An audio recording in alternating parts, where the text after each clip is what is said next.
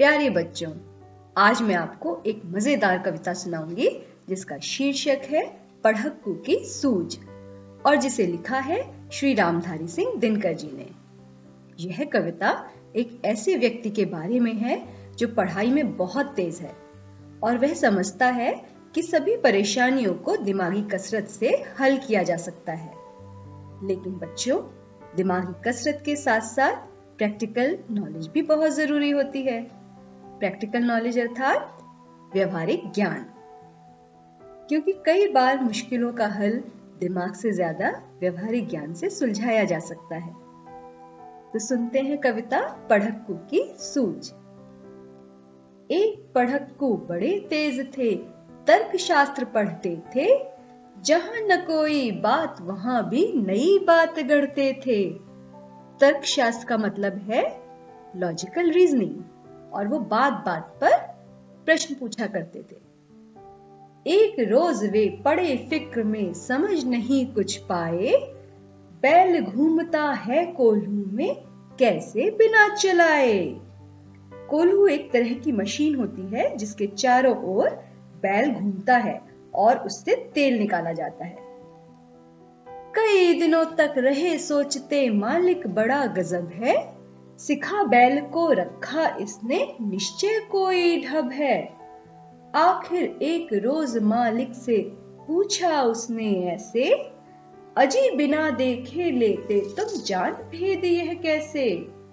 कोल्हू का यह बैल तुम्हारा चलता या अड़ता है, रहता है घूमता खड़ा हो या पागुर करता है।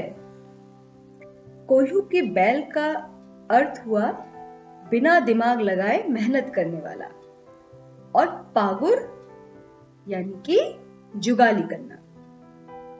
मालिक ने यह कहा, अजी इसमें क्या बात बड़ी है, नहीं देखते क्या गर्दन में घंटी एक पड़ी है। जब तक यह बजती रहती है मैं न फिक्र करता हूँ, हाँ जब बजती नहीं तोड़कर तनिक पूंछ धरता हूँ। पूंछ धरना मतलब उसकी पूंछ पकड़ लेता हूँ। कहा पढ़क्कू ने सुनकर तुम रहे सदा के कोरे, बेवकूफ मंतिक की बातें समझ सकोगे थोड़े। मंतिक का मतलब हुआ पढ़े लिखे लोगों की तरह बातें करना। अगर किसी दिन बैल तुम्हारा सोच समझ अड़ जाए, चले नहीं बस खड़ा खड़ा गर्दन को खूब हिलाए। घंटी टुन टुन खूब बजेगी तुम न पास आओगे, मगर बूंद भर तेल सांझ तक भी क्या तुम पाओगे। मालिक थोड़ा हंसा और बोला कि पढ़क्कू जाओ, सीखा है ये ज्ञान जहां पर वहीं इसे फैलाओ। यहाँ सभी कुछ ठीक ठाक है, यह केवल माया है, बैल हमारा नहीं अभी तक मंतिक पढ़ पाया है। मतलब बैल हमारा पढ़ा लिखा नहीं है जो उसे इतनी दिमाग की बातें समझ में आए। तो बच्चों, आशा है ये कविता आपको अच्छी लगी होगी और समझ में भी आई होगी।